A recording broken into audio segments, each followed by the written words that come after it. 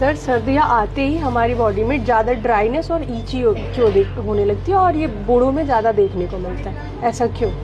ठंड आते ही हम लोगों के शरीर में खुश्की, ड्राइनेस, इचिंग होने लगती है। जब हम लोग कपड़े पहनते हैं, इनर पहनते हैं, तो बार बार हमको ऐसे खुजाना पड़ता है, बहुत एक अनप्लेजेंट सी फीलिंग होती है। ऐसा क्यों होता है, इसके लिए क्या करें? तो पहले समझते हैं एक्जिमा क्या होता है। तो एक्जिमा एक कंडीशन है जिसमें स्किन की ऊपरी सतह के ऊपर इन्फ्लेमेशन हो जाता है, जिसको डर्मेटाइटिस भी कह देते हैं। डर्मेटाइटिस भी कह देते हैं। ये कॉमन कंडीशन है और नॉन कंटेजियस है, यानी कि छूने से या हाथ पकड़ने से एक से दूसरे आदमी में कभी भी नहीं फैलती है। ये एक इन्फ्लेमेटरी स्किन कंडीशन है जिसमें स्किन की ऊपर की सतह में किसी कारण से इन्फ्लेमेशन हो जाता है, जिसकी वजह से क्या होता है, ड्राई स्किन, सफेद सफेद स्किन लगने लगती है, इची स्किन, खुजली होने लगती है, रेड स्किन, कई बार लाल लाल ब्लिस्टर्स पड़ने लगते हैं, कई बार बम्पी स्किन होती है, देखोगे इतने बड़े बड़े लाल लाल रैशेस पड़ जाते हैं, बम्पी स्किन होने लगती है, कई बार ऊजिंग स्किन होने लगती है, उनसे कुछ निकल भी रहा होता है, कुछ सीक्रेशंस निकल रहे होते हैं। इतनी चीजें अगर हमको हो रही हैं तो हमें समझना पड़ेगा कि ये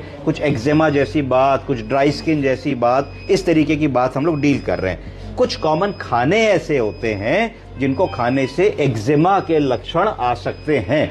क्या ऐसे कॉमन खाने होते हैं, ये हमको पता होना चाहिए। और खाना खाने के बाद 6 से 24 घंटे के भीतर अगर इस तरीके की इचेज आ रहे हैं, रैशेज आ रहे हैं, तो हमको समझना चाहिए कि हमको जरूर कोई ना कोई फूड एलर्जी है जिसके कारण ऐसे रैशेज आ रहे हैं। क्या क्या खाने हो सकते हैं? अंडा, डेयरी प्रोडक्ट्स हो सकते हैं, ग्लूटेन या व्हीट हो सकता है, सोया हो सकता है, उसके बाद नट्स हो सकते हैं, बीन्स हो सकते हैं, ब्लैक टी हो सकती है, कैंड मीट्स होते हैं। कुछ कैंड मीट्स लोगों को आजकल आ गए हैं कि वो मॉल वगैरह में बहुत वैसा ले आते हैं, उससे ऐसा हो सकता है।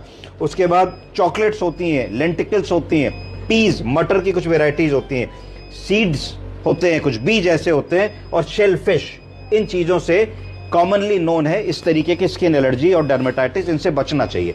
एक्जिमा की अगर हम बात करते हैं तो एक्जिमा कितने प्रकार का होता है? पहला होता है एटोपिक डर्मेटाइटिस, बोलिए। Atopic dermatitis, contact dermatitis, contact dermatitis, फिर आता है डिसहाइड्रोटिक एक्जिमा, और एक होता है हैंड एक्जिमा जो सिर्फ हाथों में होता है। तो ये होते क्या क्या है? एटोपिक डर्मेटाइटिस क्या होता है? मोस्ट कॉमन है कॉज ऑफ एक्जिमा का, खुजली का, इच का। ये बच्चों में ज्यादा होता है बचपने से, और फिर धीरे धीरे जैसे जैसे उम्र बढ़ती है जनरली ठीक हो जाता है। कॉन्टैक्ट डर्मेटाइटिस दूसरे प्रकार की इची रैशी कंडीशन है। ये जब डायरेक्ट कॉन्टैक्ट ऑफ सब्सटेंस या एलर्जन